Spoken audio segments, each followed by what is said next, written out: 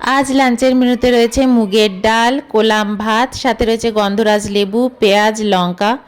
মুগের ডালের সাথে রয়েছে পাঁপড় ভাজা আর রয়েছে চিংড়ি মাছ দিয়ে পটলের ডালনা। খাওয়া শুরুতে দেখিয়ে দিয়েছি আজকে রয়েছে মুগের ডাল, পাঁপড় ভাজা আর সাথে রয়েছে আলু, পটল, চিংড়ি দিয়ে তরকারি বা ডালনা। তো চলো আগে মুগের ডালটা নিয়ে নিই।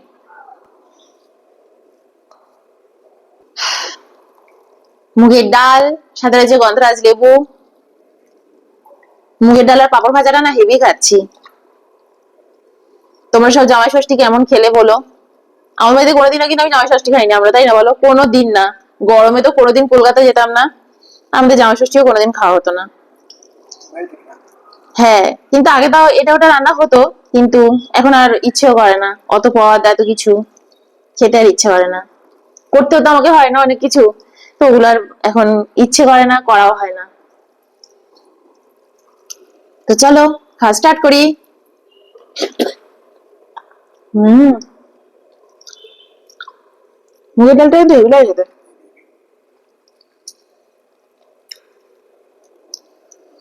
তাও আগে যখন জামাই ষষ্ঠী মানে আমরা যখন বাইরে এরকম খাওয়া দাওয়া করতাম, একটা পদ মাটনের ঝোল ভাত, ইলিশ তো কোনোদিনও পেতাম না, মাটনের ঝোল ভাত এইরকম অনেক রকমের ফল কখনো পেতাম না। এখন তাও পাই, আর এখন ওইরকম খাওয়া হয় না, ওরকম ইচ্ছেও করে না। হম,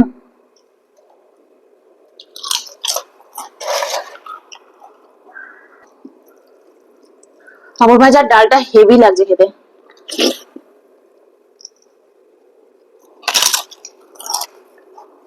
হম,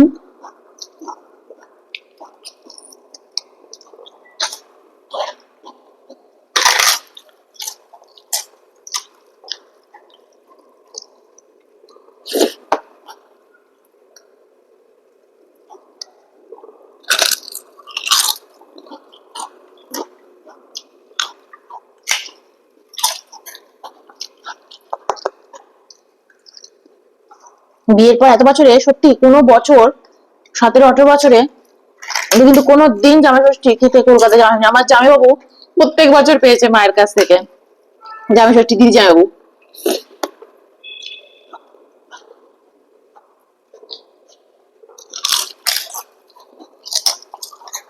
তবে এখন আর মাও পারে না। আমরা পুজোর সময় যেতাম, তখন গিফট দিয়ে দেওয়া হতো, জামাই ষষ্ঠীর গিফট। আর আমি আমার জামাইবাবু, দিদি ভাই সবাই মিলে একটা ভালো রেস্টুরেন্ট আমাদের ওখানে সোদপুর ধাবা, ওখানে খেতে যেতাম।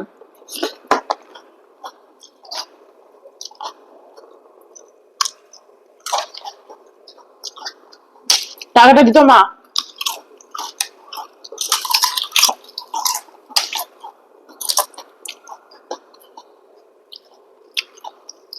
আর তখন আমরা নিজেরাও খেতাম। মাই বলতো তোরা জামাই ষষ্ঠীর খাওয়াটা যা, ওখানে গিয়ে একসাথে খেয়ে নে।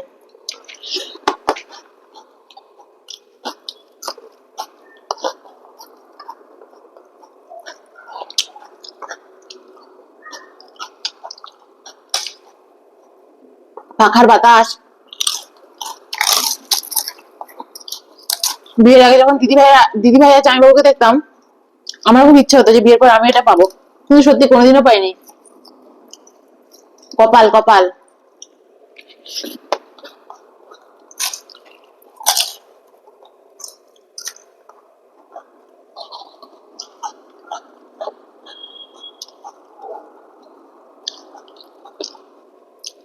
বাইরে থাকা, দূরে থাকায় সবসময় আনন্দ নেই।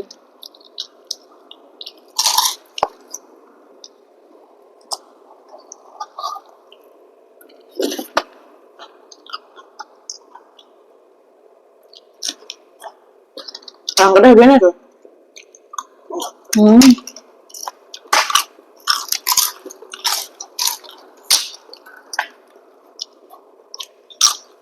আর হম,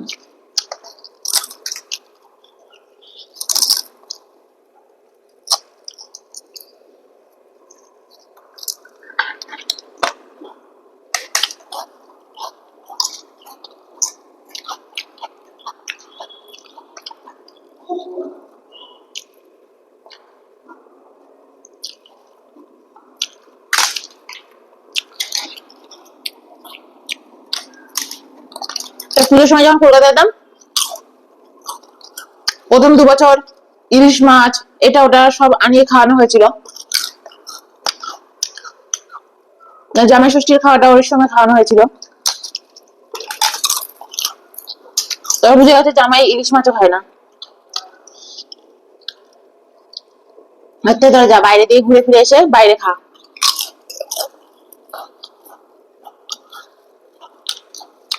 এবার আলু পটলের তরকারিটা নিয়ে নি।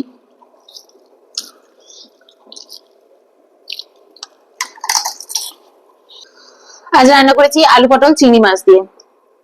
এই চিংড়িগুলো ছোট ছোট গো, ঝোলের মতো চিংড়িগুলো ডুবেছিল। এই পুচকি পুচকি চিংড়ি, আরো একটা দিয়ে দিলে হতো। এই চিংড়িটা খেতে ভালো লাগছে। ছোট বেশি, আর ছাড়াতেও হয় বেশিক্ষণ ধরে বসে বসে। আমাদের ওই টাইগার প্রনটাই ঠিকঠাক আছে। চলো মুখে দিই কেমন হয়েছে দেখি খাবার।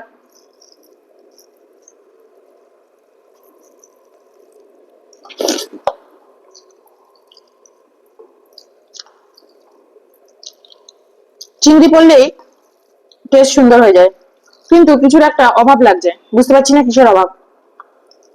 নুন তো একটু কম লাগছে। লঙ্কাটা মেখে নি, একটু সল্ট নি, বা মশলাটা মনে হচ্ছে একটু যেন ভাজাটা কম হয়েছে এরকম মনে হচ্ছে, কিছু একটা মনে হচ্ছে, বুঝতে পারছি না।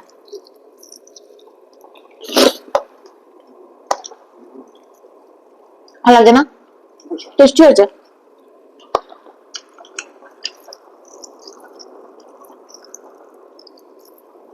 জিরে গুঁড়ো ধনে গুঁড়ো সবই দিয়েছি, জিরে গুঁড়োটা বেশি ধনে গুঁড়োটা একদম কম।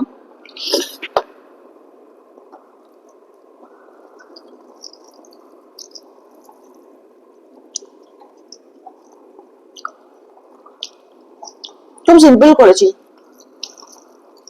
বেশি মশলাপাতি দিইনি, একটু টমেটো দিয়েছি।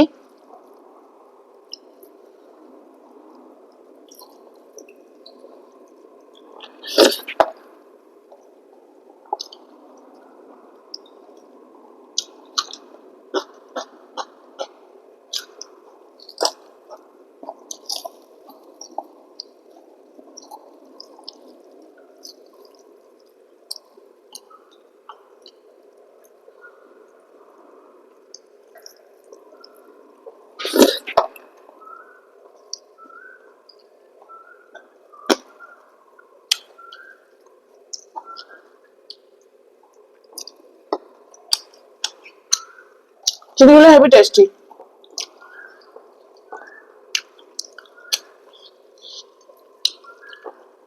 তোমার কাছে মানে পটল খুব কম দিয়েছি না?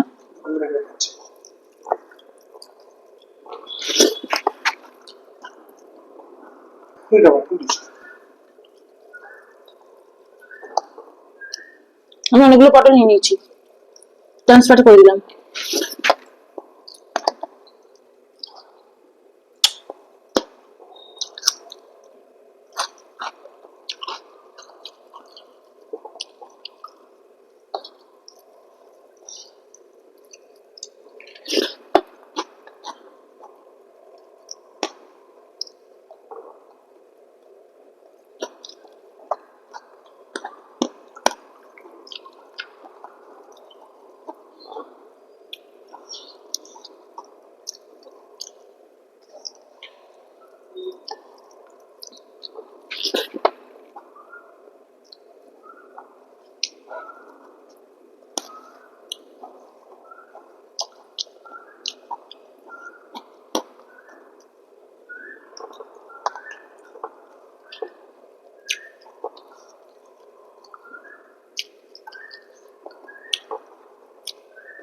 পটলের তরকারি ভালো লাগে বেশ খেতে, মনে হচ্ছে মশলাটা যেন আরেকটু কষালে ভালো হতো।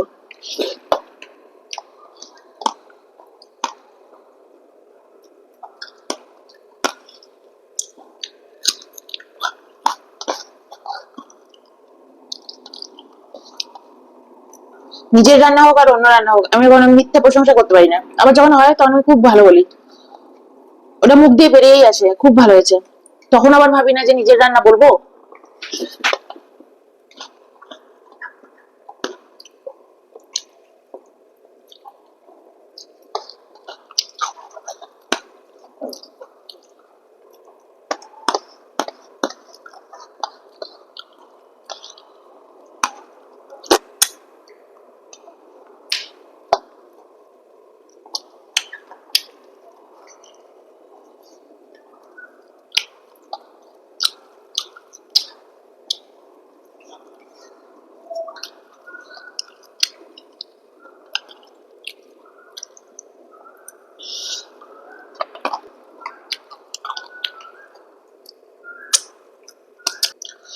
রয়েছে একটা পটল, একটা চিংড়ি।